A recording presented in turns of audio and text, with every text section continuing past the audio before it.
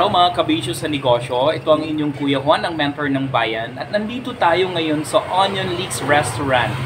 At tignan natin kung ano yung mga pagkain dito. Ayan.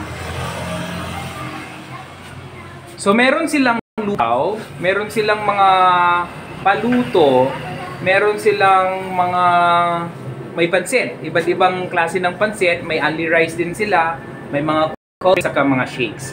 Actually, kanina, nung nasa labas kami, nakita namin may nakapaskil na special bagnet lugaw. So, yan ang nakakuha ng aking atensyon. Kasi syempre, bilang taga-norte, ay nagkikrave ako sa mga pagkain ng Ilocos, pagkain ng Pangasinan. At kanina, pumasok kami, umorder kami, nakita namin, grabe. Ang ganda ng ano nila, ng area nila. O yan o, tignan nyo, very natural yung area, natural yung design. Yan, ayan o.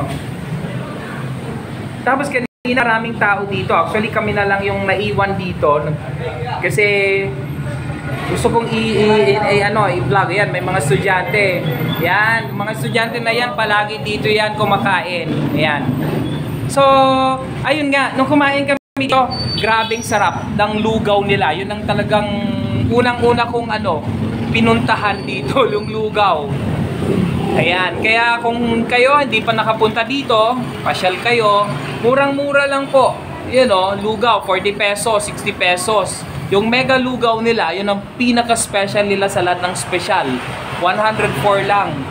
Ang sarap, sobra. Kala mo parang kukain ka sa first class restaurant sa Ilocos. Pag nakain mo yung nila dito, lugaw nila na may bagnet. Ayan. Silipin natin yung iba. So talagang mga bagnet pala yung specialty nila dito. May bagnet chop suey, may bagnet pakbet, bagnet Bicol Express, bagnet chops, bagnet sisig with egg, bagnet sinigang, bagnet binagokan.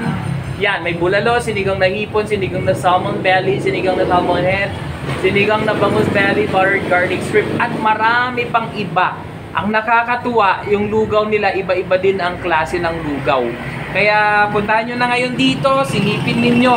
Kunti lang yung tao ngayon dito kasi yung oras natin is nasa langaning oras na to after lunch na. So kanina ang dami tao dito.